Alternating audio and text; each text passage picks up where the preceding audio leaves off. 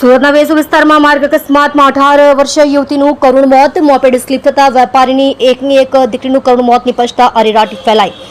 અકસ્માત મોતમાં દીકરીનું અવસાનની ઘટનાને લઈ પરિવાર પર આપ તૂટી પડ્યું. હેલ્મેટ પહેર્યું હોત તો કાવ્યા આજે જીવતી રહેતે. પરિવાર કાવ્યાએ મોપેડ ચલાવતી વખતે હેલ્મેટ પહેર્યું ન હતું. તેની બહેનપણી સાથે જતી વખતે મોપેડ સ્લીપ થઈ હતી, જ્યાં માથામાં ગંભીર ઈજાઓ આવી હતી. હેલ્મેટ ફરજિયાત બધાએ પહેરવું જોઈએ, નહીં તો પોતાનો જીવ ગુમાવવાનો વારો આવી શકે છે, મૃતકનો પરિવાર દ્વારા કહેવામાં આવ્યું છે. મનીષભાઈ, આખી ઘટના શું હતી? દીકરી ક્યાંથી ક્યાં જતી હતી, કોની સાથે જતી હતી? દીકરી પોતે ચલાવતી હતી અને ગાડી ગોયંકા સ્કૂલ પાસેથી ટ્યુશન જતી હતી અને ગાડી સ્લીપ થઈ ગઈ. કંઈક આવ્યું હશે તો ગાડી સ્લીપ થઈ ગઈ, હેડ ઇન્જરી થઈ ઓન ધી સ્પોટ.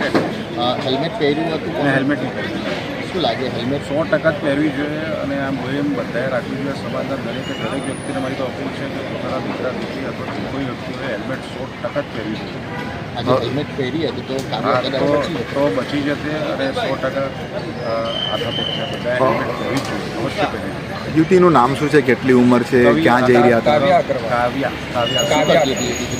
ભણતી ક્યાં ભણતી? બધા ફાધર શું નામ છે? પ્રકાશ.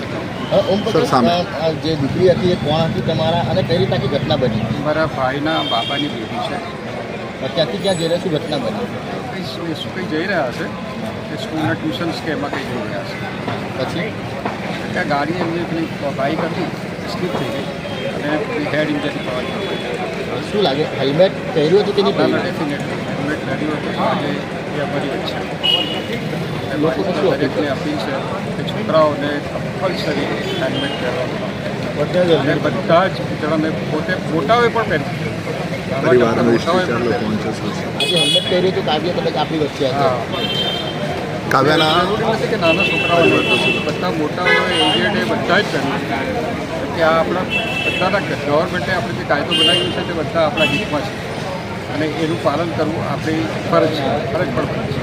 કોણ છે એમના પરિવારમાં? પિતા શું કરે છે, કઈ રીતના? પરિવારમાં કોણ છે, શું કરે? પરિવારમાં એમના ફાધર મધર છે અને બીજો એક બાબો છે. એક બાબો અને એક બેબી, બે જણા. એક જ દીકરી હતી? એકના આ એક? એક જ બહુ દુઃખદાયક વસ્તુ બધી છે. હવે કોન્સોલેશન છે. Thank you.